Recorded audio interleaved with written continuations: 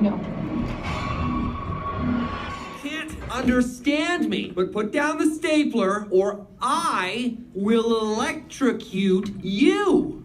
Now, enjoy the show at AMC. There we go.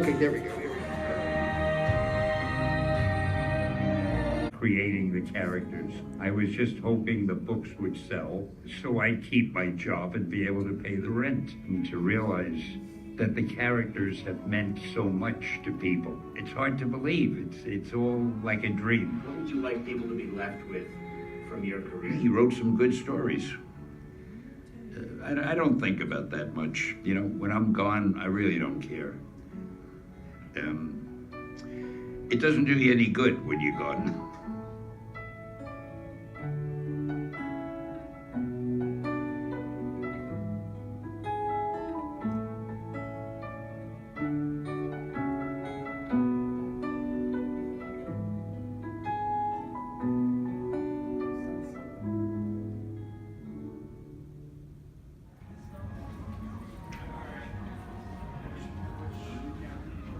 Alright guys, so I did go see Once Upon a Deadpool, PG-13 Deadpool 2 cut, and you know, I'm not going to be talking about the actual movie itself since I already reviewed Deadpool 2 when it first came out, but basically I'm going to be giving out my thoughts on the newer scenes, or you know, what they did with this PG-13 Deadpool, and I was very interested to see what they could do, and you know, well, many people call this a cash grab, and well, in a way, it kind of is, but it's a fun one where I did not walk out of the theater mad thinking that I wasted my time. No, I actually had a very good time watching a PG-13 cut of Deadpool 2.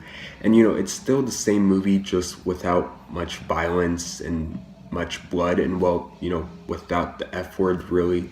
I mean, it is PG-13, so they still use some curse words, but of course not the R-rated curse words. And you know, they do give out the middle finger here once and there, you know, so there's that. But you know, you could easily tell which scenes they cut out and which scenes are inserted from the pointless cut of the movie, which was the super duper cut. Personally, I didn't like the super duper cut version of Deadpool 2. I just thought it was pointless, and well, I guess you could say this is pointless too, but at least there was more enjoyment to this cut than the super duper cut.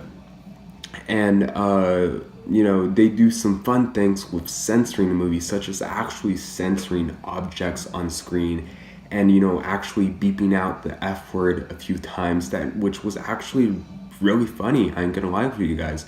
And they do cut out the first 5 minutes of the movie, which is that awesome montage of Deadpool fighting many people. They do cut that out and replace it for Deadpool talking with Fred Savage for the first 5 minutes. And you know, the Deadpool and Fred Savage scenes are actually inserted throughout the movie in many different scenes, and it doesn't feel like the editing is choppy at all. And you know, there is no denying that the original cut is better, you know, obviously, but I still think that this was a fun version to watch this movie for, especially for those Fred Savage scenes. And there's just a ton of hysterical jokes between Deadpool and Fred Savage, and there were just fun scenes to watch, just seeing both these characters interact. I thought that was extremely entertaining, and actually all these scenes with, you know, Deadpool and Fred Savage were actually all written by Ryan Reynolds, and I think that's pretty impressive. And you know, I thought they were very funny as well, of course. Now, this version obviously does water down a bit on the original cut, not as much as the super duper cut, but it does water it down quite a bit, such as everything that makes Deadpool a fun character that could only be shown with an R-rated Deadpool movie. You know, so this version of this movie was basically an experiment to see if a PG-13 Deadpool can work, and well, it kind of ended up working out, but obviously just not the exact way that the R-rated Deadpool movies worked out.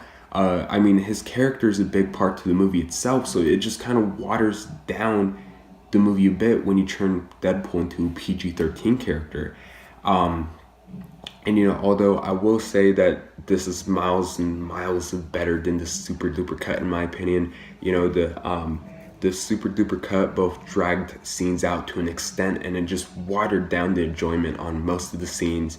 I mean, at least this cut of the movie had the entertaining Fred Savage scenes with Deadpool. Again, sure, it was kind of pointless, but it was actually pretty fun. And also that Stan Lee cameo and the Stan Lee tribute at the end, which I did record because I know that a lot of you guys aren't interested in seeing a PG-13 Deadpool movie, or at least paying to see a PG-13 Deadpool 2 movie in theaters. So I did record that Stan Lee tribute at the end, which I thought was beautiful. I thought it was probably the best thing that this cut had to offer. There was actually people crying in the theater after that Stan Lee tribute. And I'm not gonna lie, I was pretty much one of them. It was just so emotional, and it had the Take On Me song that they play in the Deadpool movie, in Deadpool 2. It had that in the background with Stan Lee talking in the background, how saying when he's gone, he just hopes that people still remember the comics that he made. I recorded the scene, so of course you guys probably already seen it. But yeah, that Stan Lee thing really did hit me kind of hard in the end. Other than that, Once Upon a Deadpool, I'm gonna rate it just because, I like rating stuff. If you guys want to see this movie, I'd recommend a matinee or a discount day. And with that being said, I'm gonna give Once Upon a Deadpool a B. So yeah, I had a pretty good time watching Once Upon a Deadpool. Obviously, it's not as great as the Deadpool 2 original cut, and if you guys do want to see my review for Deadpool 2, feel free to check it out, where I actually talk about the actual plot itself and the characters and everything. But yeah, fun time at the movies, won't deny that. And yeah, have you guys seen Once Upon a Deadpool? I'm curious, what did you guys think about it? As always, thanks so much for watching. Please like and subscribe, and I'll see you guys later. Bye.